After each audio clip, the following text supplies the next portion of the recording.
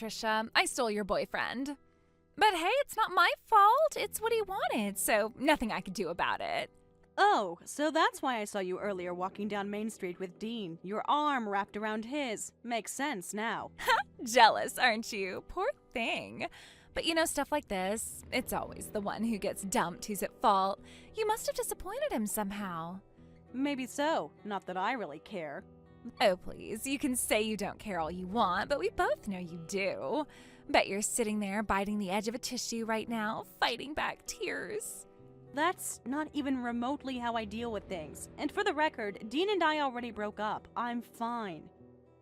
Yeah, right. Cut the tough act. Dean told me himself you were head over heels for him. Maybe in his head that's how he saw it. Doesn't mean I'm still hung up on him. And honestly, do you have to message me just to stir things up? Oh, I wanted to let you know. Consider it a courtesy report. And guess what? You've officially missed your marriage window. Marriage window? Please. I'm not even aiming for marriage right now. I'd rather focus on my career. Oh, that's adorable. Oh, you sound just like every other single woman who can't find a man. I'm focusing on work, or I have other goals. It's the go-to excuse when deep down you're desperate to get married but have to pretend you're above it all. So what? You're saying you are desperate to get married? Not desperate. I don't even have to try. People propose to me all the time. If I want to get married, I can just pick one. But obviously, I'd rather take my time and choose the best one. And in your mind, the best one was Dean? Well, let's be real. Dean was way out of your league. Tall, handsome, head of the sales at a top firm, comes from money, and get this, his hobby is horseback riding. The guy is basically the perfect package. He's exactly the kind of man who belongs with me. Sure, I could probably find someone even better if I wanted, but I'm happy enough with him. He's my compromise. Wow, shallow much? But hey, go for it. Just don't say I didn't warn you when things blow up.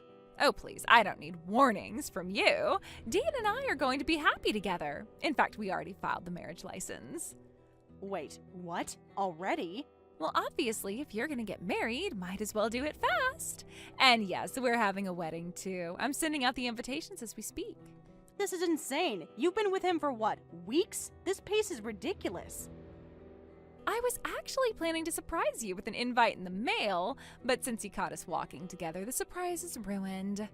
Oh, what a shame. A surprise wedding invite from the woman who bragged about stealing my ex. You really are something else.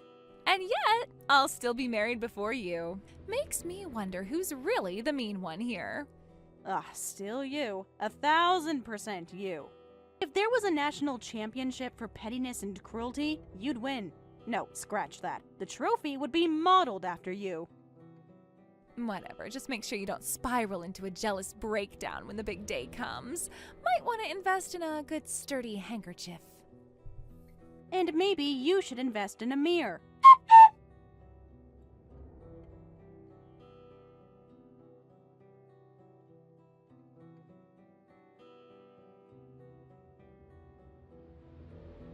Wow, seriously? You haven't changed at all. Still the same awful person you were back in high school. I know, right? We actually used to get along fine back in middle school. Then, somewhere along the way, I turned into her favorite punching bag. She'd use me to boost her own ego. Yeah, well, at least she did you a favor by taking Dean off your hands. That guy was a nightmare. Didn't you say he kept blowing up your phone every day after you broke up?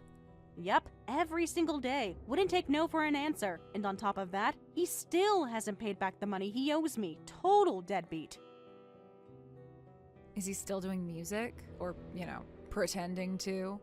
Who knows? When we were together, his guitar just sat in the corner collecting dust. But get him in a bar and he'd start going on about his big dreams like he was still 21 and undiscovered. Sounds like Dean hasn't changed one bit. I can't believe you dated him as long as you did. I mean, to be fair. Back then, I guess I liked being swept up in the whole struggling artist fantasy. But you grow up, you start realizing that's not gonna pay the bills or keep you happy. That's when I told him it was over. He did not take it well. Fair, he doesn't look bad. A guy walking around town with a guitar on his back can still turn heads. I'll admit, even I thought he was attractive before I got to know the real him. Funny thing is, Astrid's walking around telling people he works in corporate sales at some big import-export firm. Wait, what? Corporate sales? Where the hell did that come from? My guess? Dean made it up. The idea of him being a senior sales director at a top firm is hilarious. So Astrid's completely buying into his nonsense? That's actually kind of sad when you think about it. Yeah, I did think about telling her the truth, but after all the crap she's been saying to me, I honestly don't care enough to warn her. Let her find out the hard way. Maybe they'll even be happy for a while, who knows? You think she's really gonna invite you to the wedding? Oh, for sure. She'd want to rub it in my face. If I had to guess, she's probably inviting every single person we went to school with just so she can flaunt it. You're not actually planning on going, are you? I mean, maybe. Kind of curious to see the spectacle for myself. You're kidding. I wouldn't go if you paid me.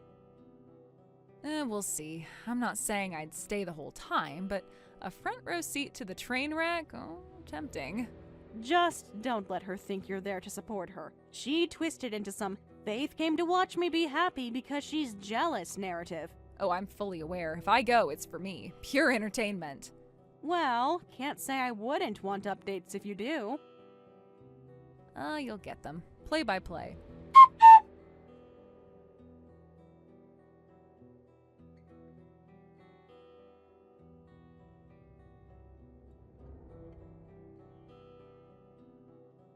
Hey, so I've been thinking, you're gonna do something for my wedding reception. Wait, what? Me? Yes! I mean, you've always been such a good talker. You know how to hold a crowd, so I want you to come up with some kind of performance or entertainment, but also make it a speech at the same time. Hold on, you want me to combine a speech with entertainment? What exactly are you expecting me to do here? Well, I want you to figure that part out yourself.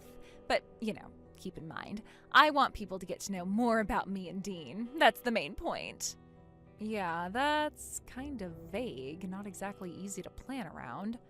Oh, come on, you've admired me since high school, right? You could totally talk about that. Admired you? Well, I wouldn't say that's how I'd put it. Oh, please, you were in the second-tier crowd, and I was in the top-tier group. I could feel your eyes on me practically every day. If you say so. But that's the thing about the second tier. It exists to make the top tier look even better. So in a way, it'd be perfect if you did this little reception performance for me. You really do seem happy right now. I guess I'm a little envious of that. Well, of course I'm happy. But hey, you'll get married someday too, I'm sure. Actually, I just thought of something. I have this guy friend who doesn't judge people based on looks. If you agree to do the performance, I'll introduce you. What do you mean, doesn't judge people based on looks? I mean exactly that. He doesn't care if someone's looks are, average. He's all about personality. So basically you're implying you think my looks are average? No, I didn't mean you specifically. I mean all the people in the second tier group were like that. Oh, well then, that makes me feel so much better. Seriously, after all this time with no contact, you pop up out of nowhere just to say something like that? Hey, don't be mad. There'll be so many people at the wedding, you might even meet someone. And if you're up there doing a performance, you'll definitely get noticed. It could totally catch a guy's eye. So, anything goes? I can say and do whatever I want? Of course, as long as it gets the crowd going, I'm fine with whatever. Even if I talk about Dean? Because I've actually known him a while, long before you two were together. Oh, really? Wait, are you about to tell me you had a crush on him too? Not exactly. I mean, come on, who wouldn't like Dean? He's practically perfect, but he chose me.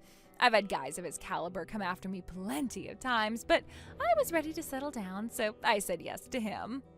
Well, congratulations. Sounds like a fairy tale. In that case, I'll be very candid in my little reception bit about you and Dean. You're sure you're okay with that? Absolutely. I trust you to be tactful. Oh, remember the love letter thing? You mean when you stole my love letter and read it out loud to half the class? Yeah, hard to forget. Hey, I found it by accident. And besides, the guy, Steven, was into me at the time, so the letter was pointless anyway. Oh, really? Totally. I got a confession after confession from him, and I could tell he was into me. Plus, he told me straight up he didn't like second-tier girls. Huh. Well, whatever. I'm not mad about it anymore. Good! So we're all set then. You'll do the performance. You know, Astrid, I have to hand it to you. You really have a way of asking for favors that don't feel like favors at all. What's that supposed to mean? It means you're basically asking me to stand in front of a crowd at your wedding, hype you and Dean up, and potentially humiliate myself for your entertainment. Oh, come on. You're overthinking it. It's just a bit of fun. Fun for you, maybe. For me, it sounds like a setup. You act like I'm out to get you.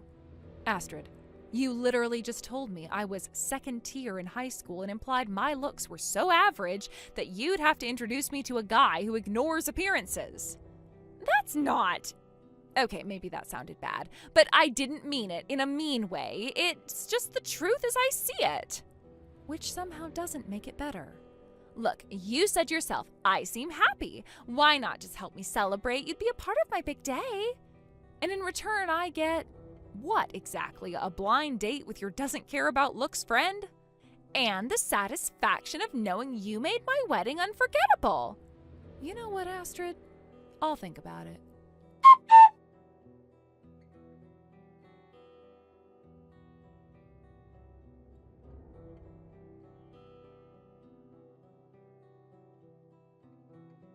Guess what? Today's my wedding day. I invited all our old classmates, and yes, that includes you, my little loser. You're coming, right? Yeah, no, I'm not going. But hey, everyone else is, so good for you. Oh, wow, that's kind of pathetic. But you know, I really do want you to see it. So I decided I'm going to live stream the whole thing just for you. Yeah. No thanks. I have zero interest in watching. Oh, please, if you can watch, you will. Sure, maybe actually showing up to the ceremony would be too intimidating for you. And honestly, I doubt you could scrape together more than $2 for the wedding gift anyway. Pretty sure I can manage more than $2, Astrid. But now that you mention it, I heard Faith is doing some kind of performance at your reception. That I might watch. Faith's hilarious. I bet she'll come up with something good. Figures, you two were always thick as thieves in the second-tier crowd.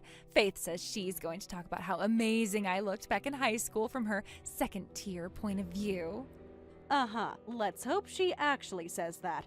Faith's got a sharper tongue than you think. You sure you're ready for that? Wow, talking trash about your own friend? That's low. Second-tier girls like you should stick together, you know? Oh, please. If we're talking about who's low, it's you. You've been throwing insults in my face since we were teenagers. Well, at least I say things to people's faces. That's the difference between first tier and the second tier. You all gossip behind each other's backs. We confront it directly. Uh-huh. Whatever helps you sleep at night.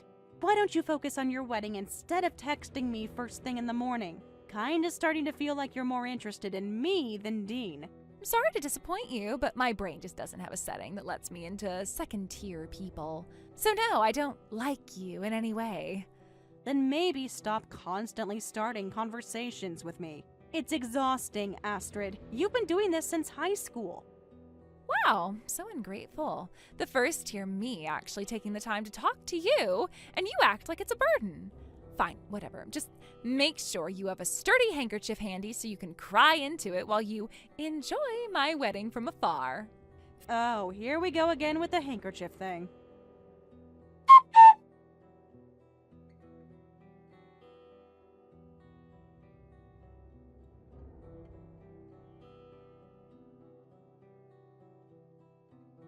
Faith, what the hell was that speech? What do you mean? I was just being honest about you two, talking about your personalities, that's all. Honest? Are you kidding me?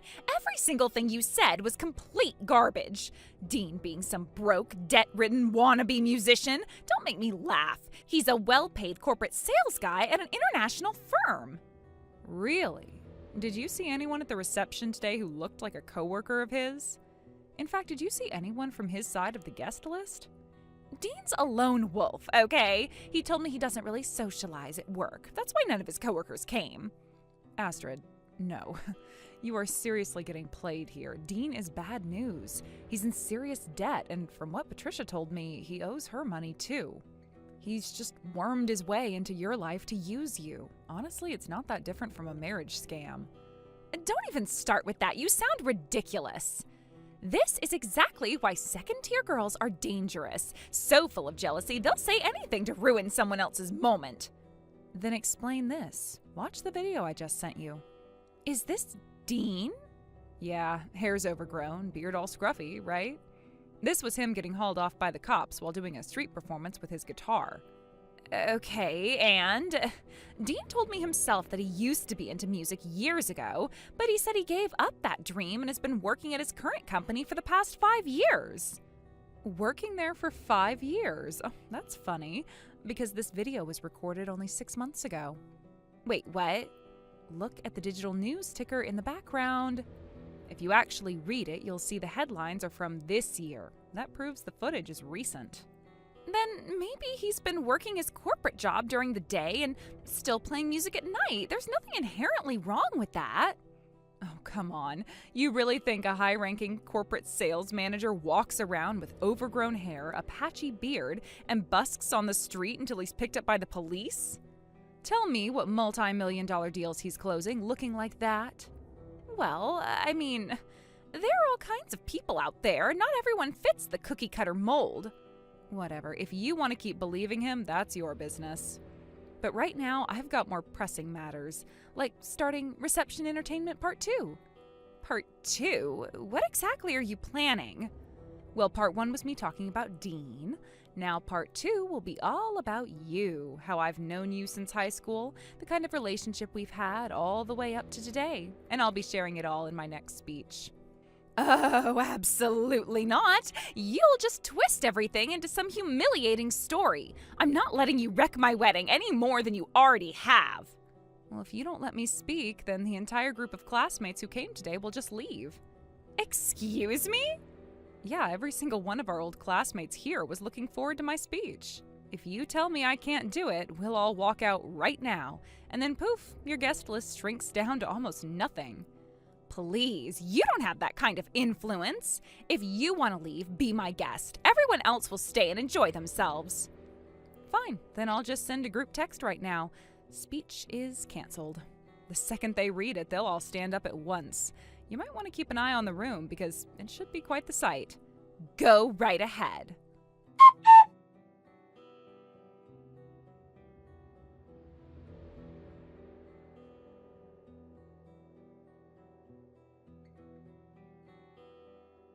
Huh?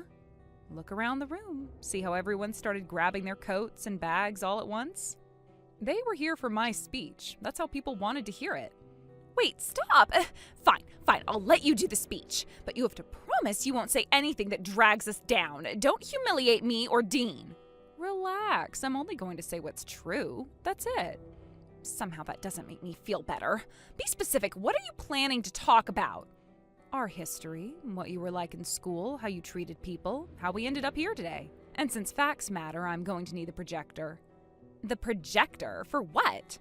Well, to make sure people can actually see the receipts, dates, messages, timelines. If I'm going to be accused of jealousy later, I want the record clear in front of everyone. Wait, what are you planning to show? You can't just throw private stuff on a screen at my wedding. Well, then don't worry. If it's not private, it won't be on the screen. If it's relevant and public, it might be. Like event flyers, posts, and, things anyone can look up. Faith, please, keep it light. Talk about friendship, something cute, something safe. No videos, no exposés. I'm serious. I told you I am sticking to the truth. If the truth makes someone uncomfortable, that's not on me. You're going to ruin everything. People came to celebrate us. Well, then they'll love the parts that are worth celebrating. But if there are gaps between what's been claimed and what's real, I'm not going to pretend I don't see them. You're enjoying this. Not really. I'd rather not be doing damage control on your wedding day. Set up the projector and let's get this over with.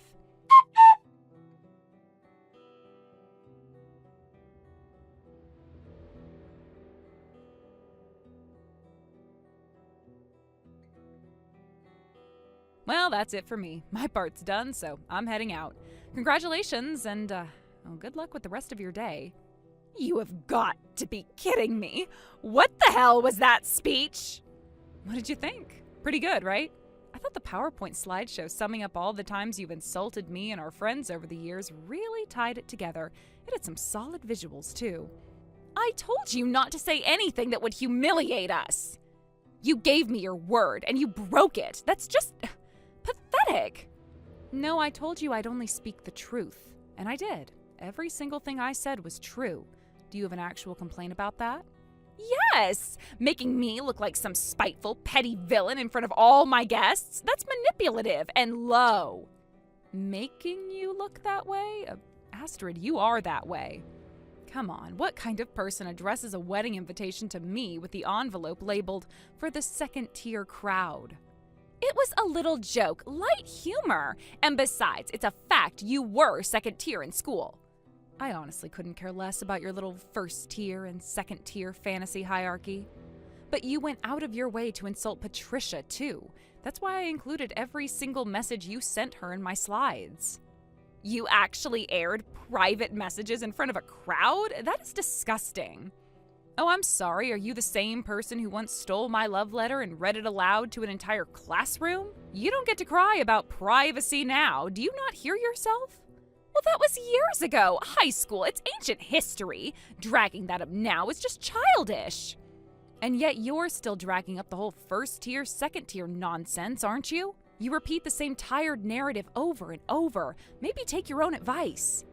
You are impossible. And here's something you'll really love. Since we're digging up history, I'm married. Have been for a while. Oh, please, don't lie. Women like you don't get married. Here, take a look. Wait, is that Steven? Yep, the same Steven who heard you read my love letter out loud all those years ago. After that mess, he actually came up to me privately and gave me a real answer. We started dating, and 3 years ago, we got married. And what's your point? Well, my point is, you spent years claiming Steven was into you. That was a lie. He never liked you. In fact, he couldn't stand you. And it wasn't just him. Most of the class felt the same way. Oh, that's ridiculous. Everyone admired me. Sure. Now try saying that again while you look around your reception hall at all those empty chairs after the classmates walked out. Well, anyway, thanks for the invite. It was honestly one of the most entertaining weddings I have ever been to. You!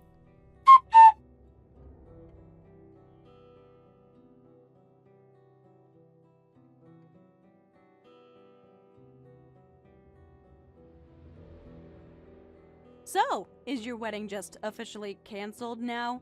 I've still got the live stream open, and honestly, the place looks like a ghost town. Half the chairs are empty, people are milling around the back, and nothing's happening on stage. From where I'm sitting, it looks like most of the guests have left already. What happened? Don't act like you don't know. You know exactly what happened. Yeah, I know. I mean, I did warn you about Faith. I told you she can be ruthless when she wants to be, and knowing her, she's been waiting for a chance to take you down since high school. When she told me about her special performance for the reception, she was practically buzzing with excitement. To her, this was the perfect shot to make you choke on your own smugness. Well, she nailed it. My entire day is a disaster.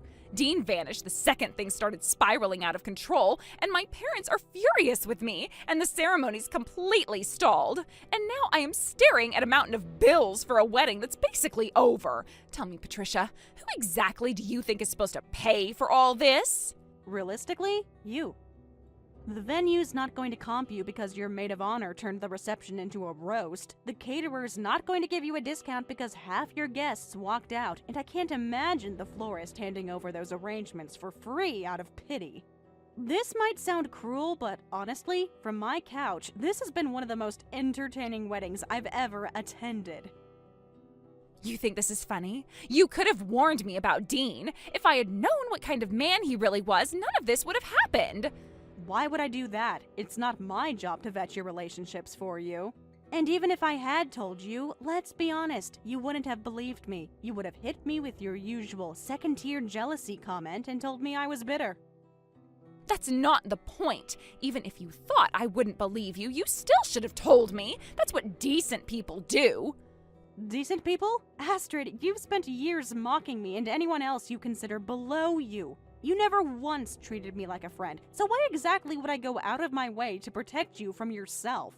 Besides, I did tell you something before today. I told you not to be so sure about how this wedding would go. I even said, don't be surprised if things blow up. You just laughed and said you could handle it. Ugh, fine, whatever. There it is, that fake I'm fine tone you always use when you're backed into a corner. Come on, Astrid. You can keep pretending this doesn't bother you, but I'd bet anything you're sitting there in that half-empty venue, staring at the door Dean walked out of, wondering how it all fell apart so fast. I'm not wondering anything. I'm just saving face? Yeah. Here's a little tip. Go buy yourself a good, sturdy handkerchief. You're gonna need it to mop up the mess when the last few guests decide they've seen enough and head for the parking lot.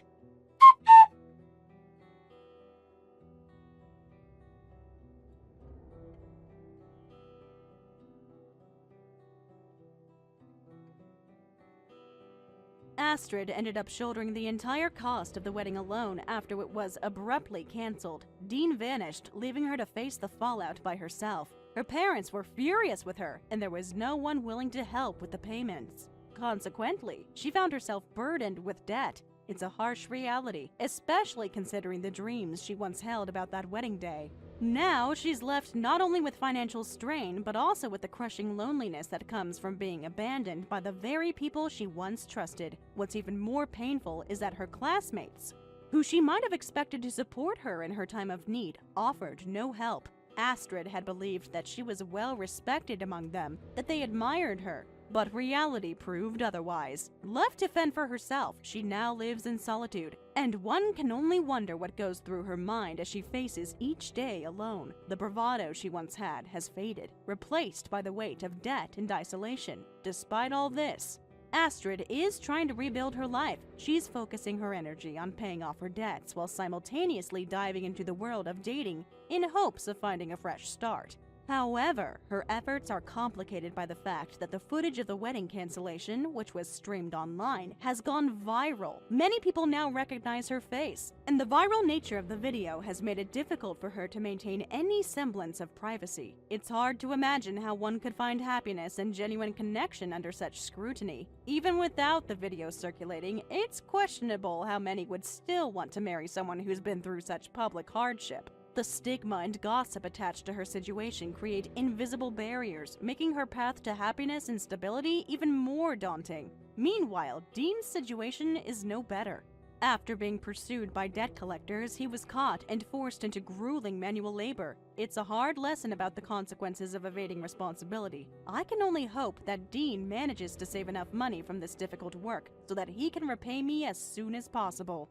The damage he's caused extends beyond just financial loss. It's about trust, accountability, and respect. On the other side of this drama is Faith, who seemed to thoroughly enjoy the chaos that unfolded. She expressed satisfaction at having finally gotten her revenge on Astrid, a grudge she had held since their school days. For Faith, this was a moment of vindication, and she basked in the satisfaction of seeing Astrid brought low. The sense of justice she felt must have been deeply gratifying, though it came at the expense of another person's downfall. I, on the other hand, stayed home that day. Watching the live stream of the wedding disaster unfold, I found myself wishing I had gone. There was a part of me curious to see it all happen in person, to witness the confrontation and the fallout firsthand. In the end, though, I stayed back and watched the events unfold from a distance, a decision that I somewhat regret with a wry smile. It's strange how life can twist and turn, how the actions of a few can cause ripples that affect so many. Astrid's story is one of shattered dreams and hard lessons. Dean's tale is a cautionary one about the price of evasion and irresponsibility. Faith's satisfaction reminds us that sometimes revenge can be a driving force for some people. And for me, it's a reminder of how complicated human relationships can be and how important it is to watch and learn from the experiences of others. Astrid's journey from a hopeful bride-to-be to a woman drowning in debt and isolation is a stark reminder of how quickly fortunes can change. The cancelled wedding, the viral footage, the abandoned responsibilities, all these elements combined to create a perfect storm that upended her life. The emotional and financial toll has been immense, and while she fights to regain stability, the path ahead is fraught with challenges. The loneliness she now faces is perhaps the hardest burden of all. Being rejected by family, ignored by friends, and abandoned by the man she trusted must weigh heavily on her heart. It's difficult to imagine what it's like to go through such pain in such a public way, and it serves as a sobering reminder that the consequences of our actions often extend beyond ourselves. Dean's forced labor is a stark contrast to the life he once had.